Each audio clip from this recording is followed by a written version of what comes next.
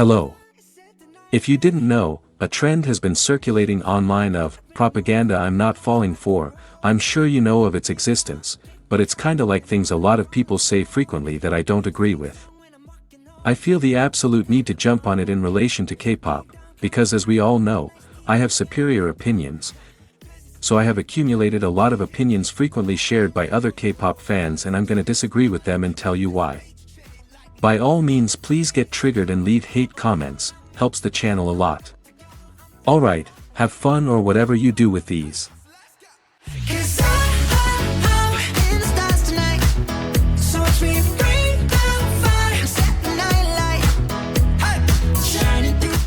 As one of the many armies, I am going to preach the same things they do, and this time it's that the music in B era and forward was not bad. You can't convince me.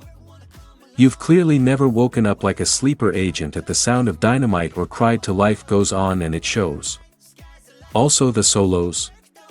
If you want, classic BTS, with deep lyrics, Amygdala, Lost, Face Off.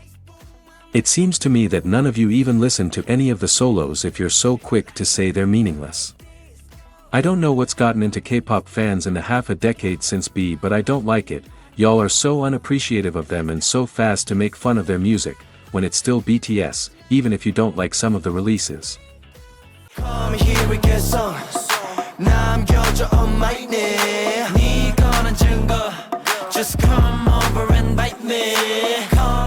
It's so apparent to me that none of you have taken time to actually watch how they interact with each other, and it's painful to watch everyone mischaracterize them. Being a person that has watched about 75% of N O'Clock, starting from the very first one in 2021, to the newest ones this year, can confidently say that they interact with one another like close friends would. Why is that? Oh, I don't know, maybe because they're friends. They don't use a lot of skinship, but they're clearly very comfortable with each other if you actually use your eyes.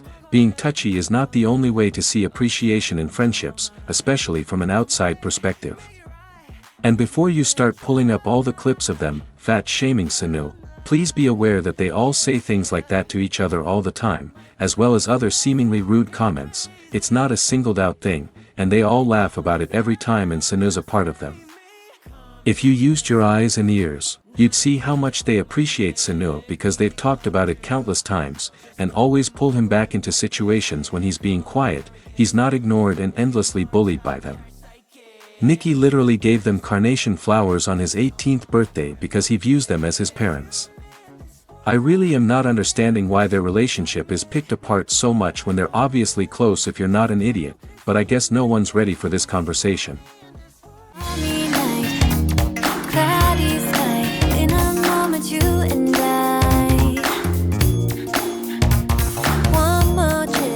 Let's get this straight. There is no evidence to back up that Hybe mistreated them at all. Legal experts have proved it and courts in Korea have affirmed it, yet y'all have still attacked me for this take, despite all the evidence against it. They were just young girls standing up for themselves and not wanting to be mistreated anymore though. No, they weren't. They were abused and manipulated at young ages, and then they got an unhealthy attachment to a horrible woman that they won't stop obsessing over no matter how many times she's proved to be terrible for them and everyone else around her. She hates women and is a rumored pedophile, yet these girls still follow after her like the goons to a cartoon supervillain in an old kids' TV show. There's only so many times we can use the "they were abused" excuse before they actually start trying to be better people, and I'm sorry, but they've exceeded that limit. Sorry for constantly beating a dead horse to talk about them, but you cannot convince me to like them or support their actions.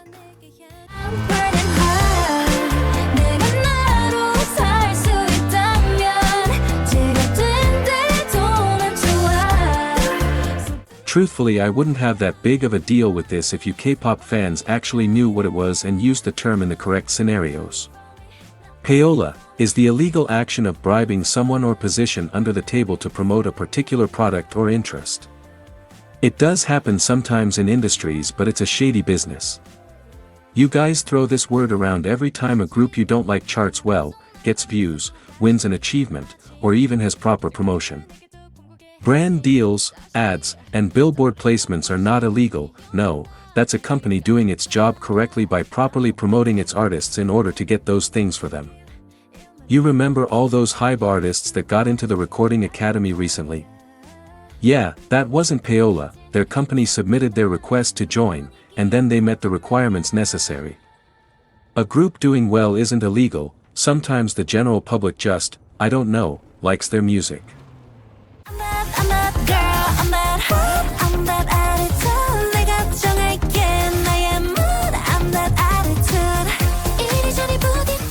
It's been years and I'm still always so confused when I see the extreme hate against this girl, when she's done nothing. Yeah, sometimes she can be a little cringe when she's trying to act cute for popularity, I get it, but despising her for that is weird. She's a pretty standard idol, she can sing well enough to be live and get by, she's not the best vocalist in the industry though. She can dance well enough to not look bad, but it's not like she's one of the best dancers. She has good stage presence for sure, she's bad at lip syncing, and she's really pretty. She's arguably her company's favorite, but she didn't do anything to cause that, it's not her fault. And her personality feels very curated, but it's not offensive. Do you see what I'm saying? Her traits don't stand for any strong criticism, these people really just don't like her because she's pretty and successful and made them cringe one time. She by no means is setting feminism back, like I've seen some of you stretch to say.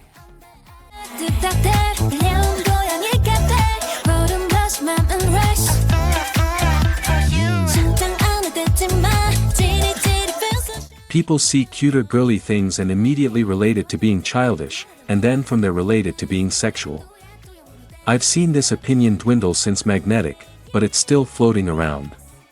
Hearts, pink, pastels, cute dresses, bows, ruffles, pigtails, tutus, Mary Janes, dainty jewelry, Douyin makeup, balloon skirts, cute socks, baby doll dresses, stockings, cat ears, and anything else you can of as cute isn't to look like a child, or sexualize being a child, and you're the problem if you think so. Embracing a cute aesthetic shouldn't be connected to being childish or sexual because of it, and that's society's fault.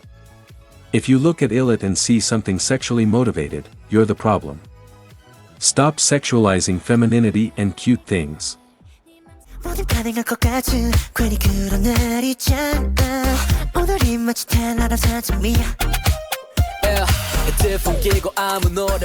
Maybe I'm chronically online, but I keep seeing people say things like, all TWS does is re-release plot twist over and over again, they're just reheating nachos. Yeah, and you know what? They'll be good every time, I don't care how many times they redo plot twist, it's interesting every time, because I don't know, they have a distinct sound that doesn't really sound like any of the other generic K-pop groups right now. I'd say that their concept is the most interesting to me out of the 5th gen groups. I like seeing how they showcase the moving of time in their music videos while retaining their message and joy, and their sound is a part of that. If they suddenly switched their music it wouldn't be as nostalgic anymore and it wouldn't encapsulate what makes TWS so good. And also, maybe pick up a B-side, go listen to Double Take.